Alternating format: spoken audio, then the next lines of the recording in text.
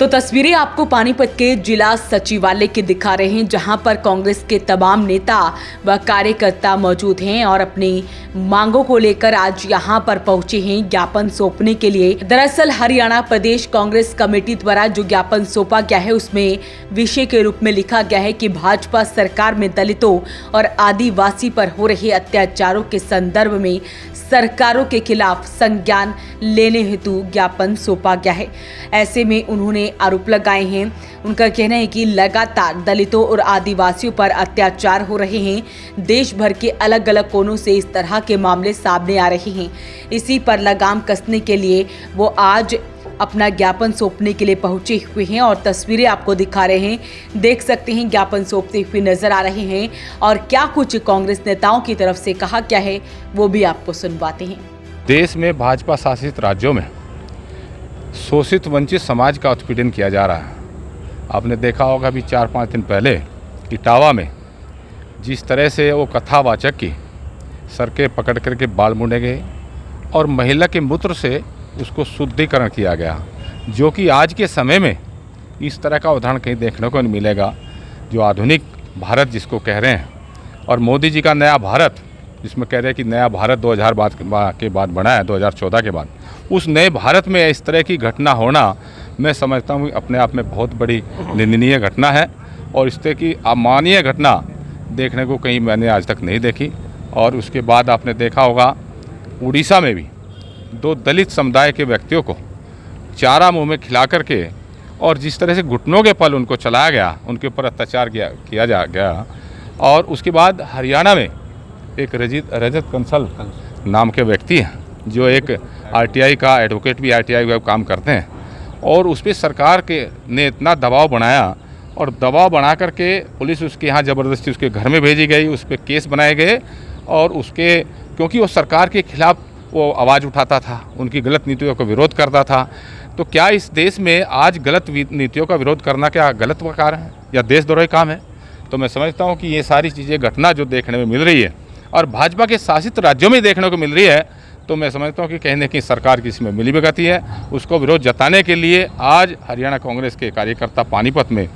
हमारे जो साथी बाबूराम कौशिक वरिष्ठ कार्यकर्ता हमारे नेता हैं, वह नरेंद्र बिगाड़ एडवोकेट ये भी प्रदेश के महासचिव हैं, भाई बलजीत जी हैं, राजवीर नारा जी, बलबीर जी हैं, सारे साथी मिल करके यहाँ इस बात का विरोध करने के लिए आए हैं कि ऐसी घटना जो हो रही है राष्ट्रपति जी को उसको अवगत कराने के लिए उपायुक्त महोदय को ज्ञापन सौंपने आए हैं। तो आज ये जिला सचिवालय में सभी कांग्रेस के तमाम कार्यकर्ता इकट्ठा हुए और ज्ञापन सौंपा गया है। किस वजह से ज्ञापन सौंपा गया है, क्या कुछ पूरा मामला है वो भी आपको सुनवाते हैं। पूर्व प्रदेश अध्यक्ष हरियाणा प्रदेश कांग्रेस सेवा दल कार्यकारी अध्यक्ष, देखिए जैसे कि आज हम माननीय महामहिम राष्ट्रपति जी के नाम ज्ञापन देने के लिए आज यहाँ आए हम डीसी के माध्यम से कि जिस प्रकार से आज भारतीय जनता पार्टी के शासन में किस प्रकार से दलितों पे, मैं कहता हूँ दलितों पे आज इतना बड़ा अत्याचार, यहाँ हम सब मिलकर के छत्तीस बिरादरी मिलकर के इस देश को अखंड भारत तभी बनता है जब हम सब जातीय सर्वधर्म मिल कर के। तो अखंड भारत का नाम हमारा इसलिए नहीं है कि हम लड़ते हैं, सरकार इस पर किस प्रकार से दुराचार कर रही है उस पर कोई एक्शन नहीं है। कहीं हरियाणा में, इटावा के उत्तर प्रदेश में, उड़ीसा में, महाराष्ट्र में आए दिन हम देखते हैं कहीं ना कहीं इस प्रकार का खेल हो रहा है। हम अपने सभी साथी हरियाणा कांग्रेस ये सरकार को और माननीय राष्ट्रपति महोदय महामहिम जी को हम आप लोगों के माध्यम से भी और डीसी के माध्यम से अवगत करना चाहते हैं कि इस पर तुरंत रोक लगानी चाहिए ताकि हमारे देश में अमन और शांति हो सके। और मैं एक चीज़ और कहना चाहता हूँ, कल पूरे हरियाणा में मुख्यमंत्री जी ने भी और जितने यहाँ मंत्रीगण थे और पूर्व प्रदेश अध्यक्ष और भारतीय जनता पार्टी के प्रदेश अध्यक्ष ने जिस प्रकार से 1975 के जो इमरजेंसी थी, किस प्रकार से ये इमरजेंसी को दिखाना चाहते हैं, लोगों के अंदर किस प्रकार की इंदिरा गांधी जी के प्रति भावना को उजागर करना चाहते हैं, ये भी एक भारत को तोड़ने की बात है। इंदिरा जी के बाद अगर वो बात गलत होती तो इंदिरा जी 400 इतनी सीटें लेकर पूर्ण बहुमत लेकर के दोबारा सरकार नहीं बनाती। वो ज़रूरत थी और उस ज़रूरत में आम